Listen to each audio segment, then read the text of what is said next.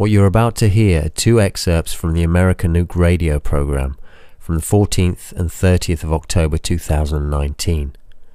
The interview is with Major General Paul E. Vallely, who, as we can see here, was a U.S. Army Major General and senior military analyst who retired in 1993 after a career of 32 years.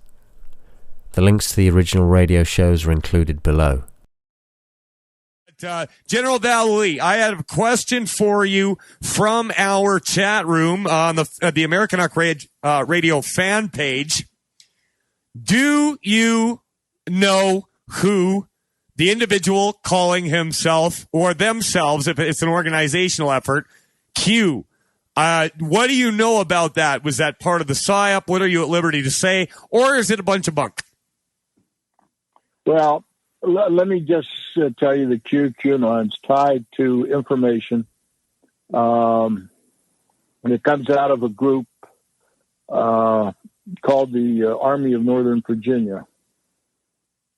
Okay? Yep. Now, this is a group of military intelligence specialists of over 800 people that advise the president.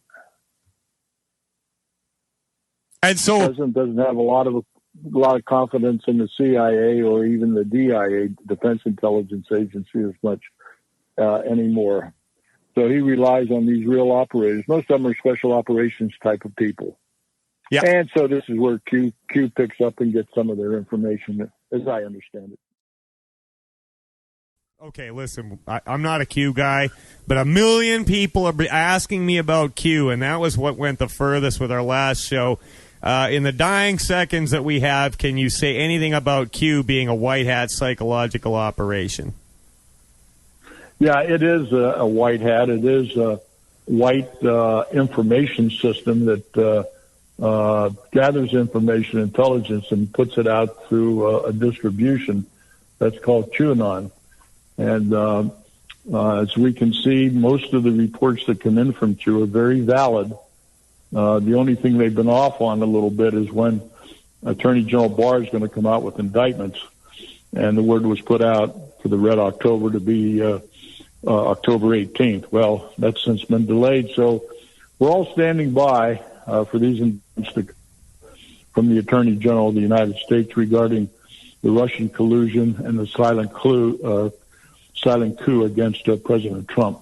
General Vallely, thank you so much for coming on the show. We've got to let you go. We have absolutely no time left. Well, there you go, everybody. I leave you a small clip from another interview so that you can verify that the voice from the radio program is indeed who it is claimed to be. Radical Islamic individuals live in the ghettos, what we may call outside of Paris in the suburbs. And when I was over there a couple of years ago, when we took the subway into Paris, you could see how these suburbs had been ghettoized, for lack of a better word. And many of the Muslims who had moved in there and then became radicalized or radicalized even